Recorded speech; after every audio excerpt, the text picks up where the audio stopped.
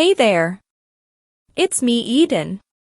If you are new to the channel, then please subscribe to my channel and visit my Patreon page for early access, link in the comment, thanks. Upon waking up in the morning, I found the Scarlet doll in my arms once again. I put it back on the shelf before going to the bathroom to wash. Upon arriving downstairs, I found both Mom and Aunt Jessica already in the kitchen. Mom was making oatmeal for breakfast while Aunt Jessica was making corn muffins. Both were a nice change from our normal breakfast fare, and I pitched in by mixing a pitcher of orange juice. Carol came down just before we sat down to eat. I spent the morning relaxing after I had bathed and dressed. Mom took me to the theater at 11 o'clock so that I wouldn't have to take the bus. I said goodbye to Carol and Aunt Jessica before we left because they would be leaving for the lake before I arrived home again. Mom dropped me off at the alley that led to the stage door before returning home. The matinee show ran without incident. The audience members, many of whom were preteens, showed their appreciation by giving us 6 curtain calls. I had tailored my monologue for the younger crowd, and I think that they had enjoyed that too. At the buffet between shows, Mr. Tucker announced that the show had been continued for another weekend of performances because of the unprecedented ticket sales. The cast applauded, but not as enthusiastically as they had to previous such announcements. I believe that everyone was starting to get just a little tired of the never-ending shows. We had almost completed 5 weekends now, and we were committed to doing 2 more weekends.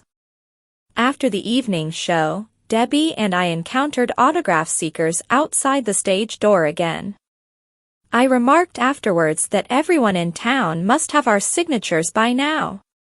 Debbie dropped me off at my house, and since it would be a week before we would see each other again, we spent 5 minutes kissing in the car. It was a dark, moonless night, so I didn't worry too much about the neighbors, and Debbie had parked where a tree shaded us from the streetlights. I locked the deadbolt on the front door after entering the house. With Carol and Aunt Jessica having gone back up to the lake, only Mom and I would be there tonight. I climbed the stairs to my bedroom, being extra quiet so as not to awaken Mom. Since I couldn't loosen my corset by myself, I slept with it as it was. I was so tired after doing the 2 shows that it didn't hinder me from falling asleep. Without thinking about it, I put Scarlet back up onto the shelf after I awoke the following morning. Mom was up already, and had breakfast prepared when I went down. We discussed our schedule over breakfast. We had tickets for a 10:30 a.m. flight to Chicago's O'Hare Airport, and a noon flight to LAX Airport in Los Angeles. Mom had picked up the tickets yesterday, after Mr. Daniel's office had made all of the arrangements. Someone from his staff would meet us at LAX and take us to a hotel. Mom had already packed our bags. After breakfast, we cleaned the kitchen and then went upstairs to bathe.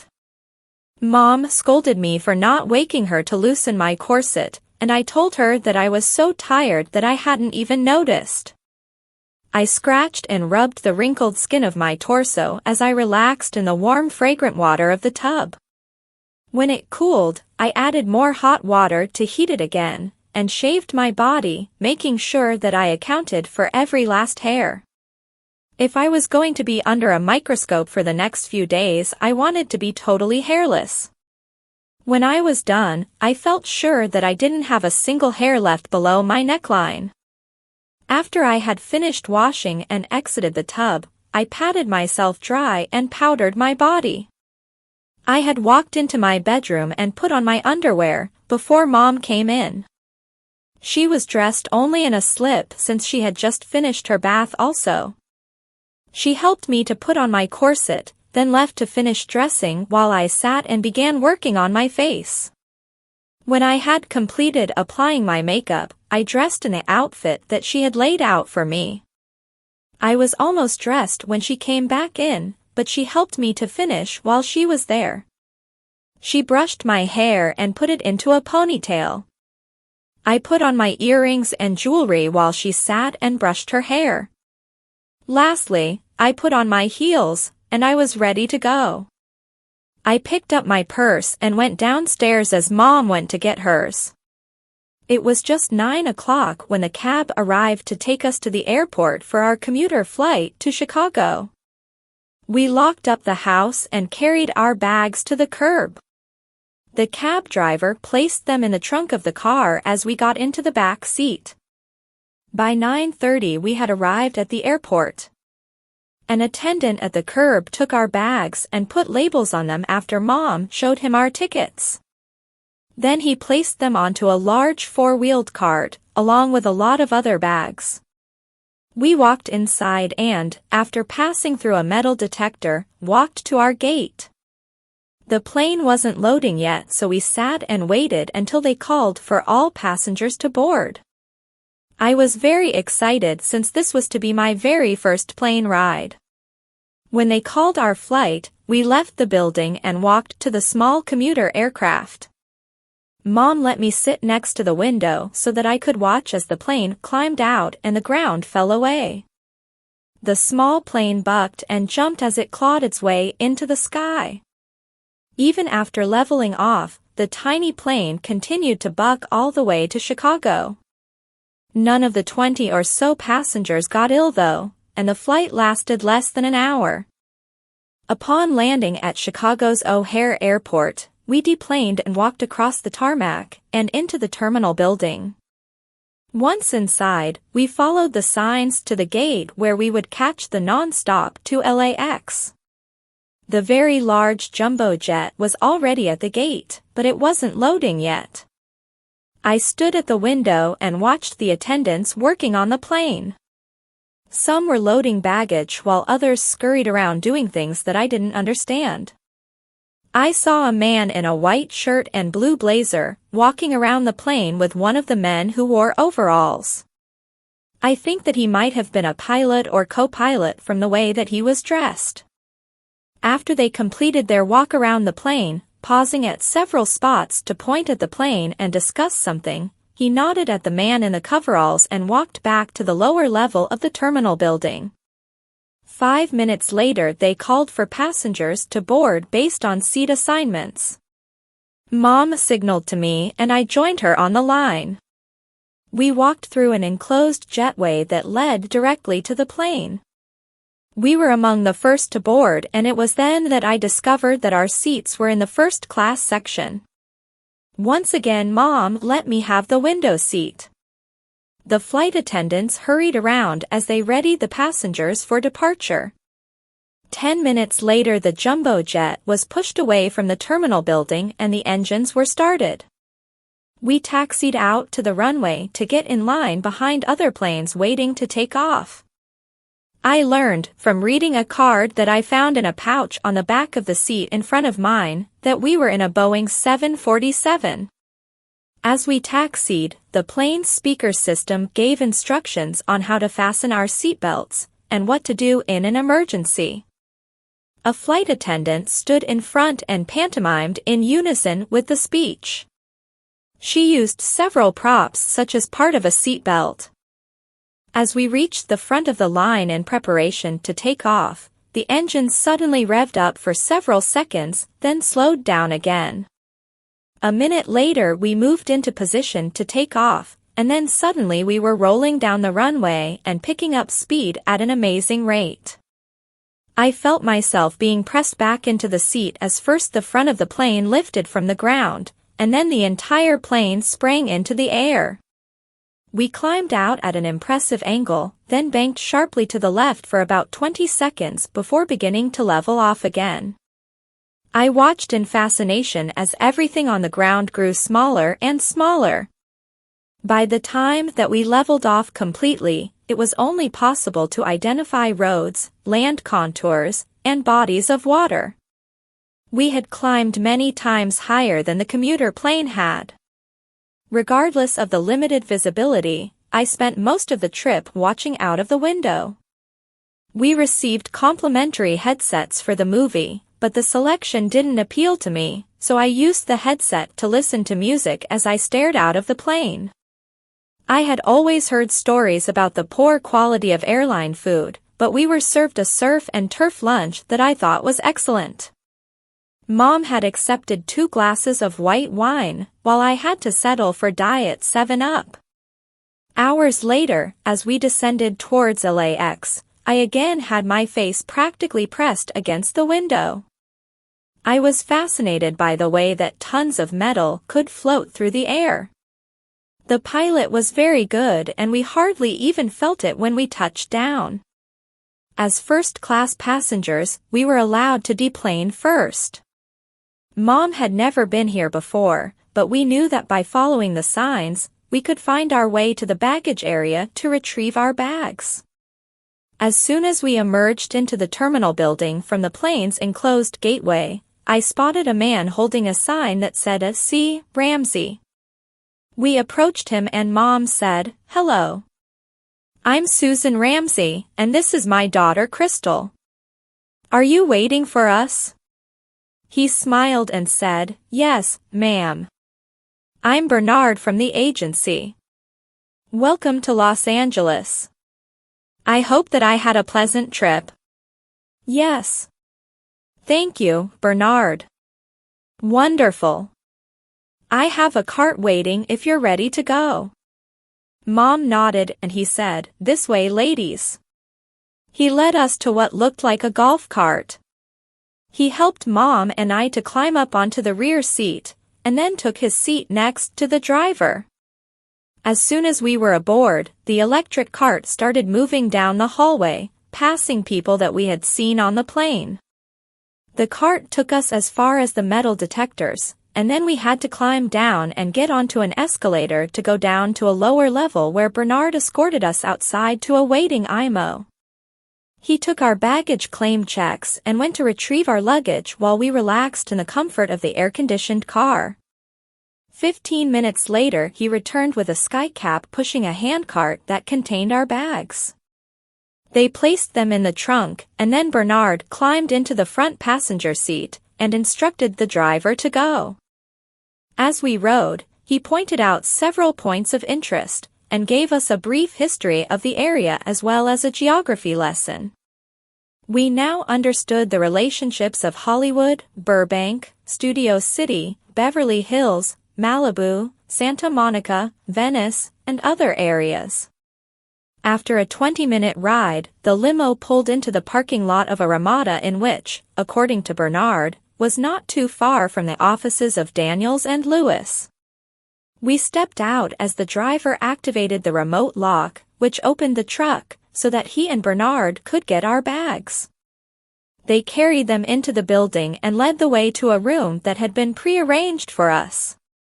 After putting the bags down, the driver tipped his hat to us and left.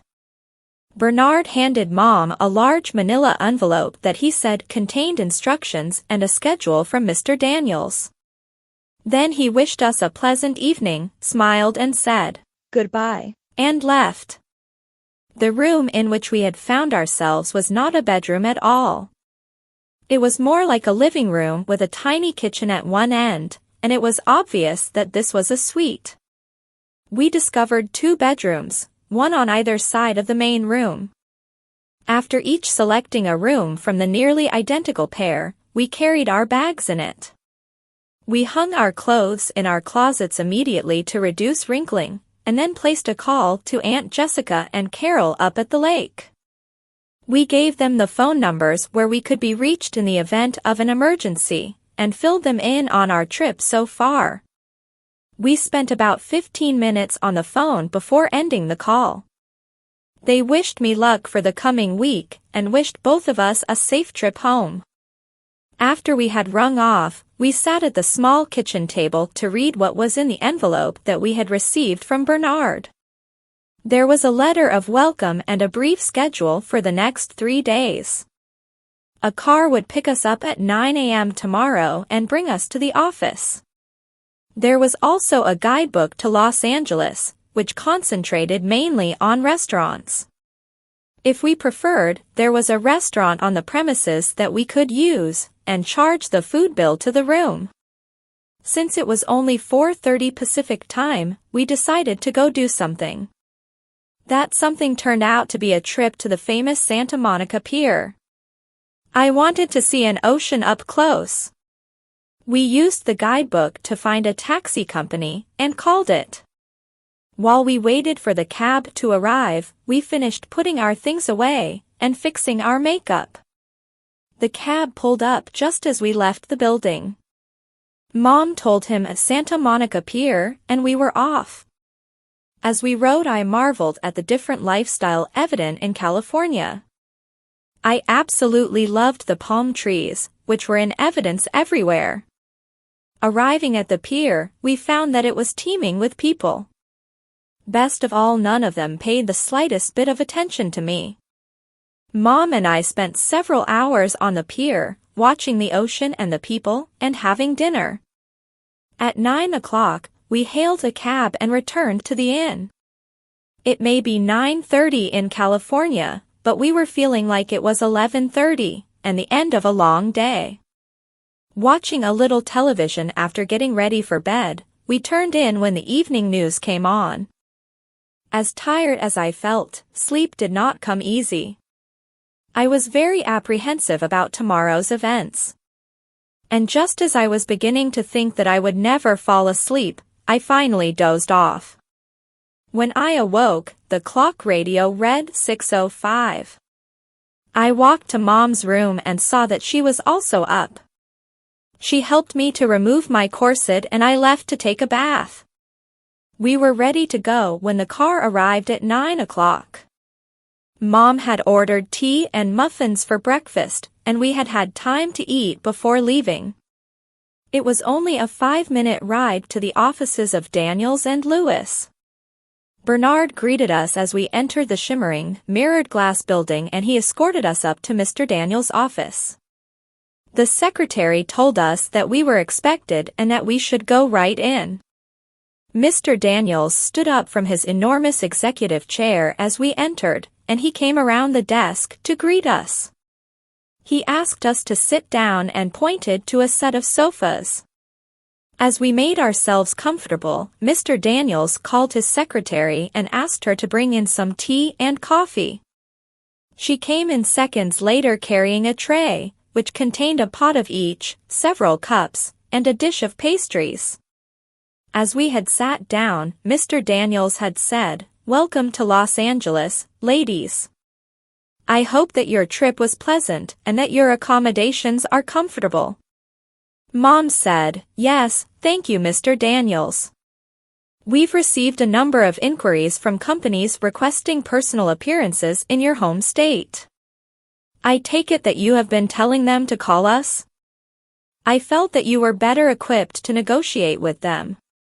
"Quite right. One of the staff is organizing the requests for review." "Well, first things first. Have you brought the contracts that I sent you?" "Yes. I discussed them with my attorney. He's not an expert in these types of contracts, but he has raised several questions that I would like to discuss with you."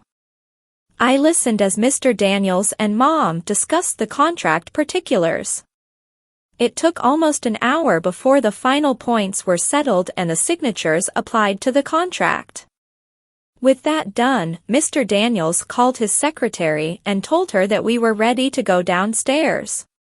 He led the way to the elevator, and we descended 2 floors. We followed him down the corridor to a large conference room where several people were seated around an enormous conference table, and more people entered after we did. Mr. Daniels indicated where Mom and I should sit, and, as the last of the attendees arrived, the door was closed. Mr. Daniels introduced us. He explained to us that the purpose of this meeting was to give all of the senior people an opportunity to meet me in person. Then he introduced each in turn and explained their job functions. Lastly, he opened the meeting up to questions from his people, and the interviewing began in earnest. Over the next 2 hours, I was grilled about every facet of my experience with acting and performing in front of audiences. I believe that most of the people around the table did not share Mr. Daniels' belief that I had any talent or skill, especially after they learned that I hadn't had any formal training, and that I had only been acting for less than 2 months. We broke for lunch when the interview was done, and Mr. Daniels escorted us to a small lunchroom that was able to accommodate about 30 people. Mom and I each selected a salad from the available cold dishes, while Mr. Daniels opted for a salmon dish. We sat and ate as agency employees came and went. After lunch, Mr. Daniels escorted us to another, smaller conference room and introduced us to one of his assistants who would work with us for the rest of the afternoon. He left us after the introductions were complete. The assistant, Miss Vera Boyd, would chaperone me through the rest of the sessions. We spent the next 15 minutes just talking about acting, the movies, television, and theater. When we had started to feel comfortable with each other, she took us to a small recording studio where she said that they would be testing my voice. She gave me a script to look over while they got ready to record.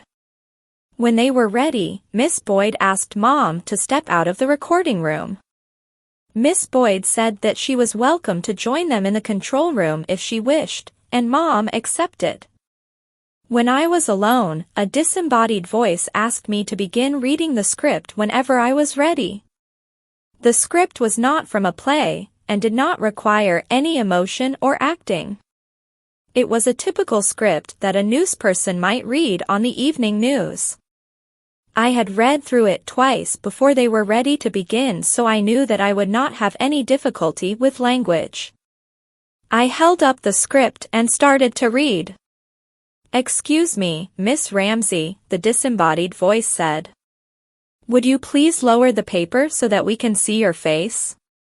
As I lowered the script, the voice said, "That's better. Do it from there." I smiled and began again. When I had finished, the voice said, "Again. Please." I smiled and began again. "Wonderful, Miss Ramsey. Now we're going to test your singing voice." "I don't sing," I said. "And I can't read music." "That's okay. This is like karaoke. The songs are popular hits that you've heard a million times, and you just read the words off of the TV monitor in front of you. Put the earphones on that you will find on the stand next to you." "Okay," I said apprehensively. Over the next 2 hours, I sang the lyrics to a dozen popular songs. I did most of them twice, and some 3 times. At the halfway point, one of the technicians brought me a bottle of water and a glass. When we were finally done, I was glad to remove the headset. Miss Boyd took Mom and me back to the small conference room where we spent the next hour talking. She gave me a script to study and said that we would do the scene on Thursday morning.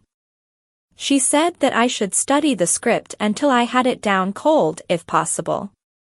Tomorrow would be spent in the photo studio, so that they could prepare a complete portfolio for me. At 5 o'clock we wrapped up for the day, and Miss Boyd escorted us to the building's entrance where a car was waiting to take us back to the inn.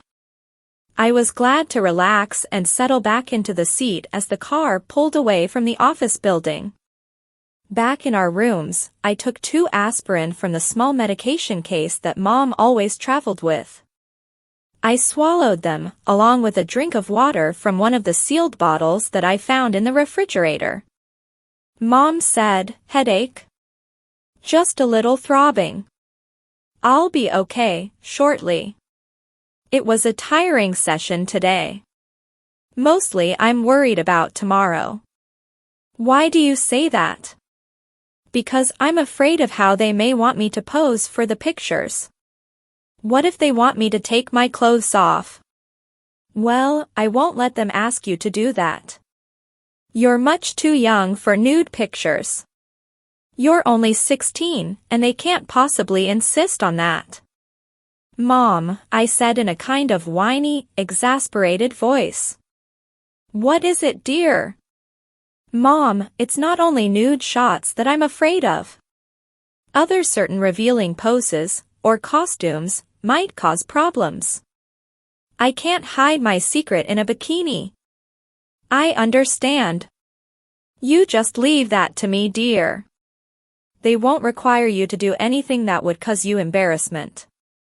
Okay, Mom, I said in resignation. Because I wanted to study the script that Miss Boyd had given me, we ate dinner at the restaurant in the hotel and then returned to our rooms. I studied in my bedroom while Mom watched television in hers. I hoped that the walls were well soundproofed, but didn't give it any more consideration than that. I practiced the lines as if I was on stage back home, and I could practically hear Mr. Tucker's directions as I performed the role in the privacy of the bedroom. When I realized that it was after 11 o'clock, I started to get ready for bed. I went to Mom's room so that she could help me get undressed, but found her sleeping on a chair in front of the TV. I knew that she would be sore if I just let her sleep in a sitting position all night, so I woke her up. She helped me, and then made herself ready for bed. Jay Leno and David Letterman would have to find their audience elsewhere tonight. We had a light breakfast in the room again the following morning, and we were ready when the car arrived to take us to the offices of Daniels and Lewis. Bernard greeted us in the lobby and escorted us to the photo studio, where Miss Boyd was waiting for us. A makeup artist worked on me while Mom looked on. She told me that basically I had done a fine job, but showed me a few tips that would improve the appearance of my nose and cheekbones in photographs. When I was finished, Miss Boyd took me into the dressing room and showed me the clothes that they wanted me to wear for the shots. As I changed into the first outfit that the photographer wanted me to wear, Mom went through the rack of clothes and separated out a couple of things that she felt were not appropriate for her daughter. While the makeup person worked on my hair, and the photographer posed for me, Mom and Miss Boyd discussed the excluded clothes. I knew from Mom's tone of voice that Miss Boyd was fighting an uphill battle with very little chance of succeeding. They continued to discuss the attire as I concentrated on working with the photographer and her 3 assistants.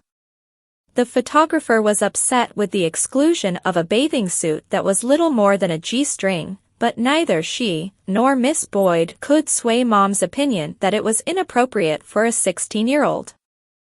I found that the photographer was a perfectionist who took her time in order to achieve just the right look and pose. She shot rolls and rolls of film as her assistants continued to hand her freshly loaded cameras. We only did 4 costume changes before breaking for lunch, but these were the main costumes selected by the photographer from the clothes brought in by the agency. Mom was the only one that I would allow to help me change. After lunch, we worked more quickly through the remainder of the costumes. I did pose in a very tight pair of shorts with a halter top and a pair of extremely tight leather slacks, but nothing that revealed my secret to the camera.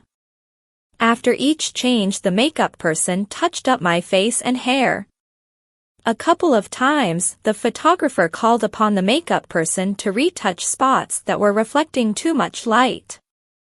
And I occasionally needed a break from the bright flashes of light. Most of the time I had spots floating around in my vision. I had to fight the urge to close my eyes when the photographer was about to shoot a picture. I was very relieved when the photographer said we were done. The modeling lights were turned off and the assistants started working to organize the mess that had been made as they had worked. I had a headache from the almost constant bright flashes of light, and I couldn't wait to get back to the hotel, take some aspirin, and rest for a while. Before we walked to the building's front doors, Miss Boyd said, "Crystal, have you read through the script that I gave you?" "Yes. I worked on it last night, and I'll work on it again tonight." I'll be ready tomorrow morning. Excellent. I'll see you tomorrow at 9 then. Good night. Good night. Mom and I left as the car that would take us back to the hotel pulled up in front of the building. I took 2 aspirin as soon as we were back in our suite, and I went into my room and lay down on the bed. Mom followed me in and lay down next to me. She said, "Tired, honey?" "Yeah, Mom. I never realized how hard it was to have your picture taken. I'm still seeing spots in front of my eyes. I'm really glad that it's over. Thanks for not letting them make me wear any costumes that would have embarrassed me. That G-string bathing suit would have revealed my secret for sure. Just looking after my little girl. It's what mommies do." We lay side by side on the bed holding hands for many minutes before either of us spoke again. I felt myself getting very sleepy and beginning to doze off. Through the haze I heard Mom say, "Honey, are you happy?" I tried to think about my answer before I spoke. I'm as happy as I have been at any time in my life. My life has changed so much since July 3rd that it seems like years ago, instead of less than 2 months. There are times when I have longed for my old identity. While I have begun to love the applause of the audiences, I sometimes wish that I could walk through the mall without attracting a crowd. I guess that you can't have it both ways though. It's great to be the center of attention after years of being somewhat of a wallflower. Although I face the beginning of my acting career with some trepidation, I can't help myself from wanting to go forward with it. Naturally, I wish that I didn't have to wear the corset all of the time. I wish that there was some magic pill that could change my body, and then I could take off the corset, padded girdle, and false breasts, and I wouldn't have to worry all the time about someone finding out my secret. I could even wear bikinis and G-strings if I wanted to. It would make things so much simpler. Are you saying that you wish that you had been born female? It would definitely make my life easier if that was true. Carol is so lucky that she doesn't have to go through what I do just to get dressed. I really envy her freedom. I would trade bodies with her in a minute. My next conscious thought was the realization that Mom was gently shaking me. I looked up groggily at her. She said, "Time to wake up, honey. You've had a nice little nap, but we have to go to dinner before they stop serving." I struggled to sit up and then to get off of the bed. I went to the bathroom and washed my hands. After I had fixed my makeup and brushed my hair, we walked to the restaurant in the hotel to have dinner. I selected the shrimp and scallop dinner from the menu, while Mom ordered the fresh brook trout. When the food arrived, we shared our dinners so that we each got a little of everything. After dinner, we returned to our suite so that I could work on the script again. I wished that we could go sightseeing again, but I reminded myself that this was a working trip, and by 11 o'clock, I had put the script away to get ready for bed. I knew the material backwards and forwards by then, and had even practiced my facial expressions in front of the mirror, which had caused me to break out in laughter a few times when I got silly. But I knew that I could do the scenes without laughing. The following morning was a very busy one. In addition to getting ready, we had to pack and take our bags with us. We will be going to the airport after finishing at D&L today. The agency would take care of the hotel bill after we had vacated the room. According to my contract, these expenses would be deducted from my first earnings. Miss Boyd met us when we arrived at D&L and escorted us to the small sound stage that would be used for the test. I was given a costume to wear for the role. Another new client would play opposite me. His name was Oliver Adams, and he looked like a cross between a young Mel Gibson and Brad Pitt. We spent the morning rehearsing the scenes under the direction of one of the company VPs whom I learned had once been a film director. One of the scenes was a kissing scene, but Oliver wasn't required to bend me over like Rick always did. Because of the close-up nature of film production, I had to learn slightly different techniques for kissing.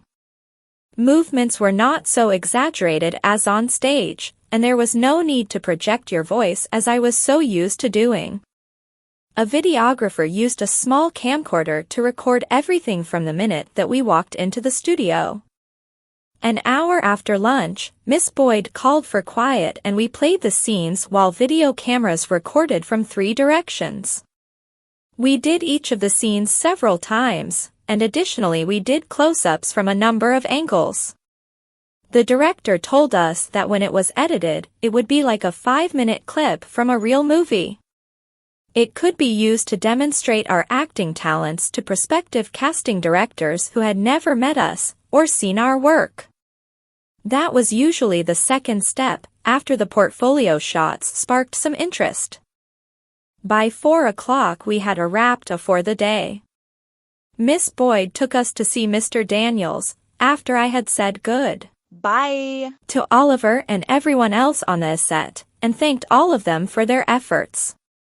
We were escorted right into Mr. Daniels' office and he greeted us as before. We discussed the past several days' activities and Mom asked Mr. Daniels what the next step was. He answered, "Now we edit the video and audio clips that Crystal has made and make copies to hand out. We will also produce a small package of portfolio pictures. Of course the best picture will appear in the industry papers and actor listing books. We'll apply for membership in the SAG, AFTRA, and AEA on Crystal's behalf as soon as she lands her first role in each area and becomes qualified to be a member. She will be listed in all of the reference lists and books. It will take time to handle all of this, so just go home and wait. We will call you as soon as things start to come together.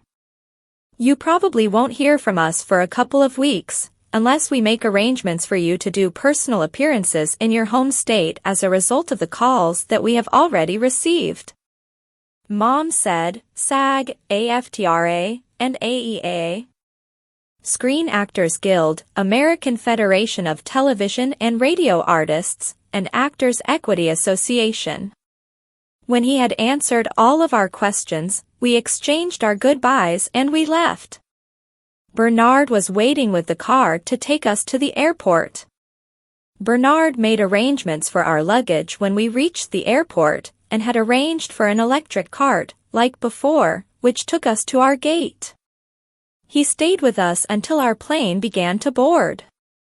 We thanked him for all of his efforts, and he left after we said goodbye. I had really begun to enjoy being pampered by the D&L people.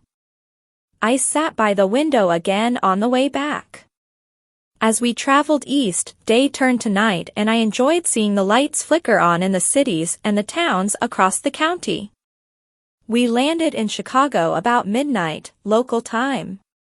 There were no flights to our city at that hour, so we spent the night at a nearby hotel.